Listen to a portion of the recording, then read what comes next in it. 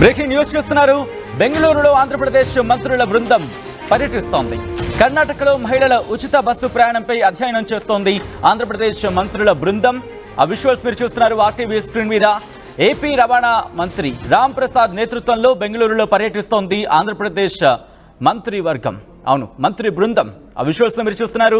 కర్ణాటక రవాణా మంత్రి రామలింగారెడ్డితో ఆర్టీసీ అధికారులు భేటీ అయ్యారు. సాయంత్రం ముఖ్యమంత్రి సిద్ధరామయ్యతో ఏపీ మంత్రులు భేటీ కాబోతున్నారు. ఉచిత బస్సు ప్రయాణం వల్ల మహిళా ప్రయాణికులు కలిగే లబ్ధి గురించి వివరాలు అడిగి తెలుసుకుంటున్నారు ఏపీ మంత్రులు.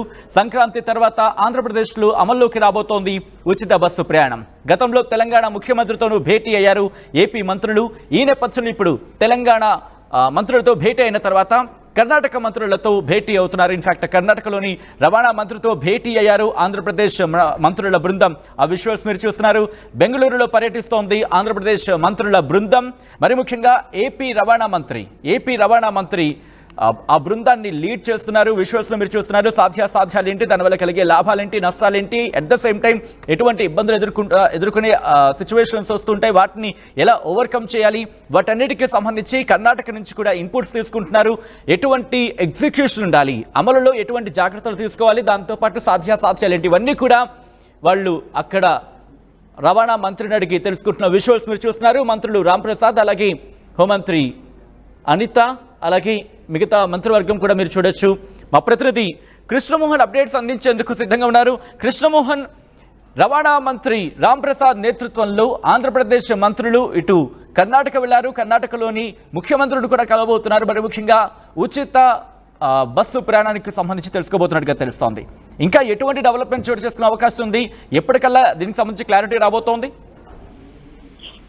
సచిన్, మొత్తం మీద అయితే నిన్న సాయంత్రం ఆంధ్రప్రదేశ్ మంత్రివర్గ ఉపసభ్యుల కమిటీ ఏదైతే ఉందో ఇది కర్ణాటకకి చేరుతుంది. ఎందుకంటే నిన్న 1వ తారీఖు ముఖ్యమంత్రితో మీడియా ప్రతినిధులతో మాట్లాడుతున్నప్పుడు మీడియా ప్రతినిధులు ఎప్పుడు బస్సుకి సంబంధించిన వాహనాలు, ఉచిత బస్సు ఎప్పుడు మహిళలకి అందించబోతున్నారు అని ఒక 2-3 సార్లు అదే ప్రశ్న అడిగినప్పుడు లేదు, దాని మీద కొంత సీరియస్ అయిన ఫోన్ జరుగుతుంది.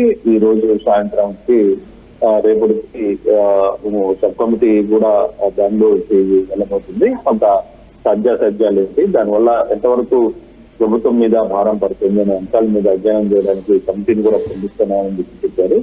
ఆ నేపథ్యంలోనే ఇప్పుడు రవాణా శాఖ మంత్రి ఆంధ్రప్రదేశ్ రామ్ ప్రసాద్ రెడ్డి ఆధ్వర్యంలోనే వాళ్ళు నిన్న మంత్రి హోమ్ మినిస్టర్ అనిత, అలాగే మరో మంత్రి బీసీ మంత్రి గుమ్మడి వెంకయ్యరాని వీళ్ళందరూ కూడా సంబంధిత అధికారులు కలిసి వాళ్ళతో కర్ణాటక చేరుకుంది. ఈ రోజు క్రితమే అక్కడ రాష్ట్ర రవాణా శాఖ మంత్రిగా ఉన్న రామలింగారెడ్డితో కలిసి అక్కడ అధికారులతో కలిసి ఇప్పుడే భేటీ అయింది. తర్వాత అక్కడ ఉన్న మంత్రి సిద్ధరామయ్య కూడా, ముఖ్యమంత్రి సిద్ధరామయ్య కూడా కలిసే ప్రయత్నం అయితే ఈ సబ్ కమిటీ చేయబోతుంది. అయితే ఇప్పుడు ఇటీవల కాలంలో తెలంగాణలో కూడా వాళ్ళు చాలా వరకు రిపోర్ట్స్ తెప్పిస్తున్నారు.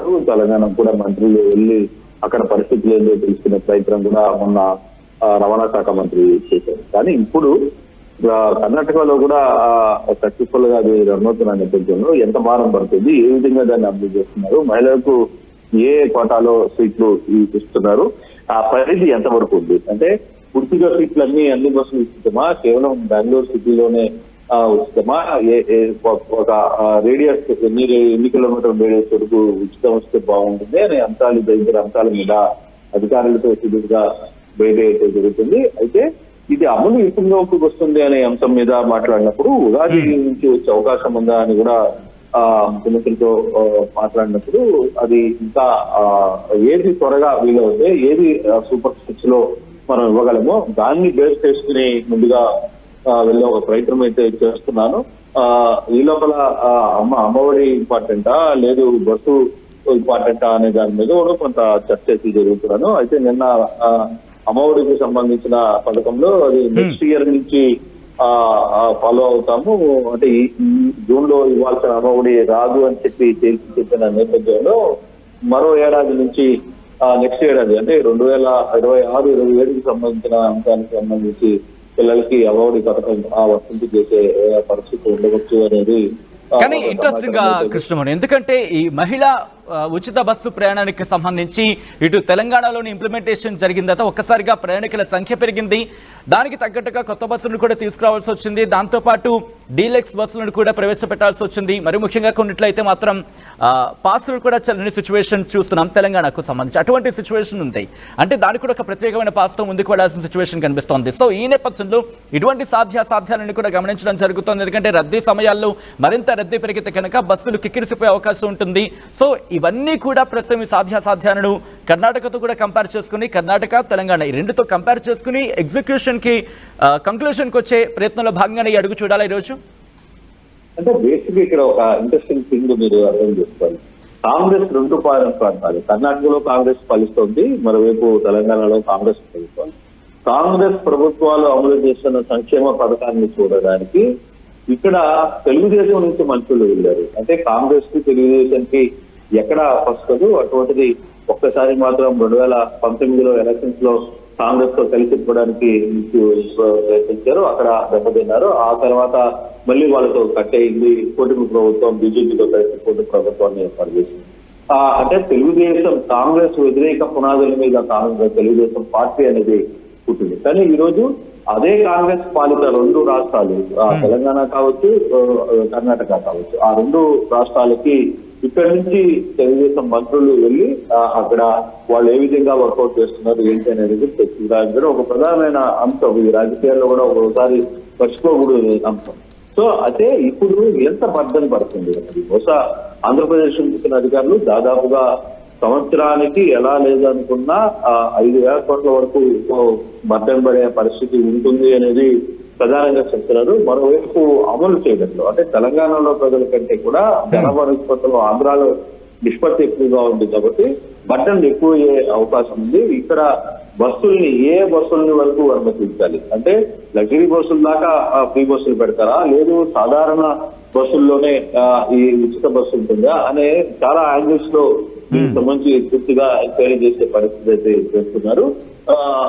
బహుశా 2-3 రోజుల్లో దీనికి సంబంధించిన ఒక ఐడియా వచ్చే పరిస్థితి అయితే కనబడుతుంది. బహుశా సోమవారానికి ఈ టీం తిరిగి అమరావతి చేసుకునే పరిస్థితి అయితే ఉంటుంది. సో అక్కడ తెలుసుకున్న ఇన్ఫర్మేషన్ అలాగే తెలంగాణలో తెలుసుకున్న ఇన్ఫర్మేషన్స్ వీటన్నిటిని బేరీ చేసుకుని ఎక్కడ సక్సెస్ఫుల్ గా ఈ ఉచిత బస్సును మహిళలకు సప్లై చేయొచ్చు. దానివల్ల జరిగే సీక్వెన్స్ ప్రధానంగా చూస్తుంటే ఉచిత బస్సు వచ్చిన తర్వాత హైదరాబాద్ లో ఆటోలు గిరాకీ పడిపోయింది. ఆటోలకు సంబంధించిన వాహనంలో చాలా వరకు ఇబ్బందులు గురయ్యారని ఒక చర్చ చాలా సీరియస్గా జరిగిన నేపథ్యంలో అటువంటి సమస్య ఇక్కడ ఆంధ్రప్రదేశ్ లో కూడా వచ్చే అవకాశం ఉందా?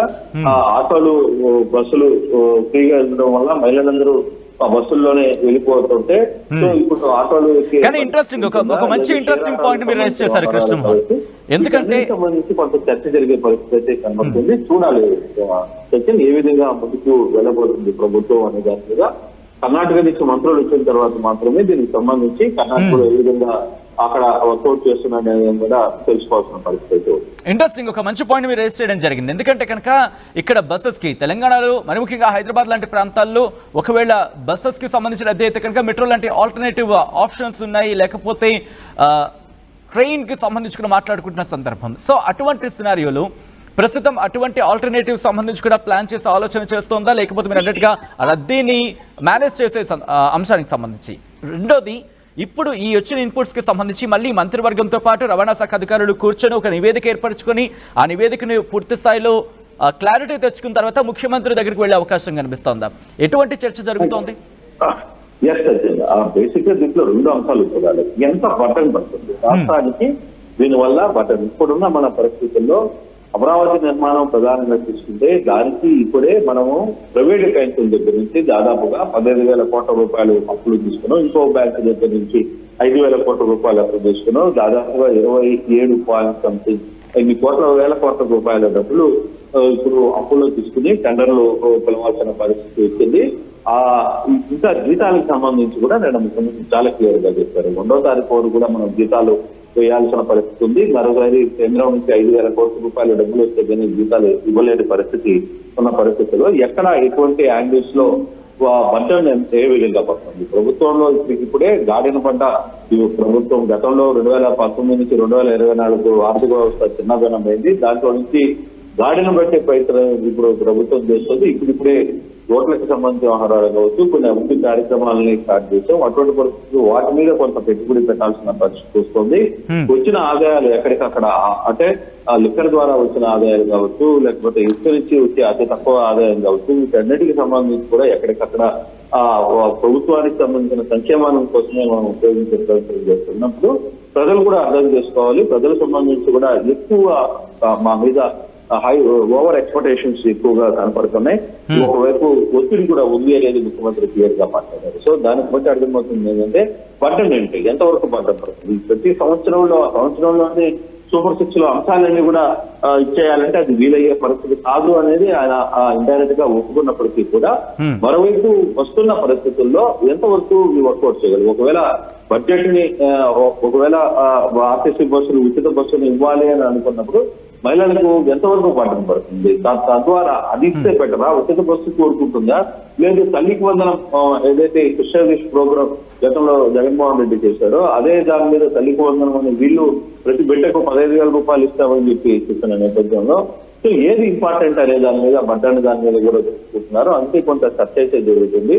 సో బహుశా ఈ 2-3 రోజులకు సంబంధించి రిపోర్ట్ వచ్చిన తర్వాత తెలంగాణ, ఆంధ్రప్రదేశ్ మన ఆర్థిక పరిస్థితి ప్రస్తుతం ఆంధ్రప్రదేశ్ కి సంబంధించిన ఫైనాన్స్ ఎఫెక్ట్స్ ఏ విధంగా ఉన్నాయి, ఫైనాన్స్ కి సంబంధించిన ప్రాబ్లం ఏంటి, వీటన్నిటికి సంబంధించి కొంత తెలుసుకోవాల్సిన పరిస్థితి ఉంది. తద్వారానే ఫర్దర్ గా ఏ విధంగా ముందుకు వెళ్ళాలి అనే ఒక చర్చకి చంద్రబాబు ఆలోచిస్తారు. అసలు త్వరగా వెంటనే హామీలు అమలు చేసే పరిస్థితులు అయితే ఇప్పుడు ఆంధ్రప్రదేశ్ రాష్ట్రం అయితే లేదు అనేది చాలా క్లియర్ గా మనకు అర్థమవుతున్న పరిస్థితి. రైట్ కృష్ణమోహన్, ఇంట్రెస్టింగ్ డెవలప్మెంట్ కింద చెప్పుకోవాలి. మరి ముఖ్యంగా ఆంధ్రప్రదేశ్ రవాణా శాఖ కీలకమైన ముందడుగు వేస్తుందా? మరి ముఖ్యంగా బెంగళూరులో ఏపీ మంత్రుల బృందం పర్యటన చూస్తే ఒక అడుగు ముందుకు వేస్తుందని చెప్పుకోవచ్చు. కర్ణాటకలో మహిళల ఉచిత బస్సు ప్రయాణంపై అధ్యయనం చేస్తున్నారు ఆంధ్రప్రదేశ్ మంత్రులు. ఏపీ రవాణా మంత్రి రాంప్రసాద్ నేతృత్వంలో బెంగళూరులో పర్యటిస్తున్నారు మంత్రులు.